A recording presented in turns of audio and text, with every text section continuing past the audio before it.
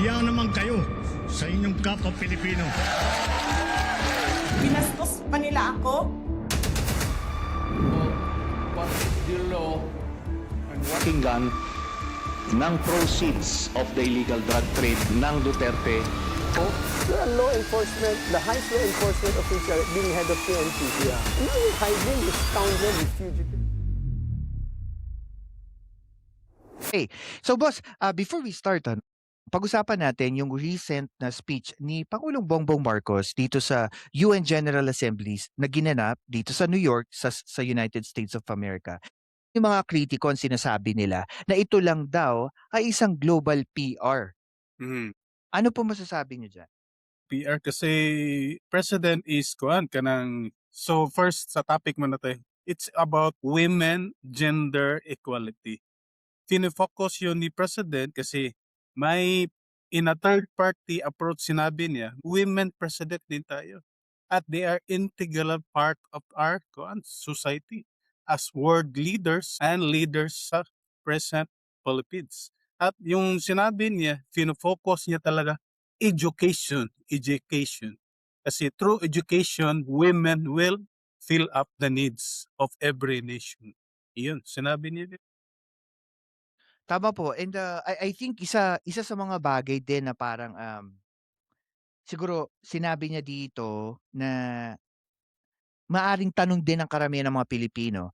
Ano po sa tingin ninyo yung pinakabuod na tunay na mensahe na speech ni Pangulong Marcos? Kasi we all know, ang pinakamalaking kinakaharap ng Pilipinas ngayon, hindi lang yung korupsyon eh. Yung majority ng OFW sa buong mundo, karamihan nasa Middle East. Alam ko yung namatay na babae, yung di ba, OFW.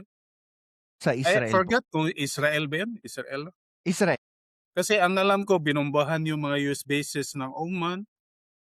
Ano ba yun? Yung tatlong US bases. I forget the other two nations. At matindi yun kasi, you know, it's been naman kanang a while na kasi they are been embargoed, di ba? Kanang restricted all over the world, di ba? May mga oil sila.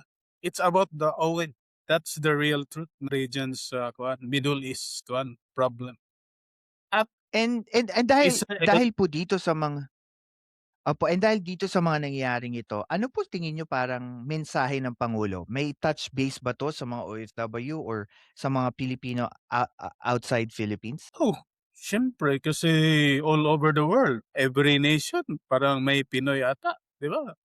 I don't know kung ilang percentage sa ibang nation, pero it's stating that we are empowering our kanang hindi naman tayo parang empower na parang tayo talaga ang first world country. We are empowering kasi andun yung mga natin, mga at yung integral part yan. Again, the word integral, word of the day na integral. Kasi yung mga Pinoy ay working as a parang citizen na doon sa mga iba't ibang nation. At din ang kanang royal represented din si president doon sa UN kanang General Assembly.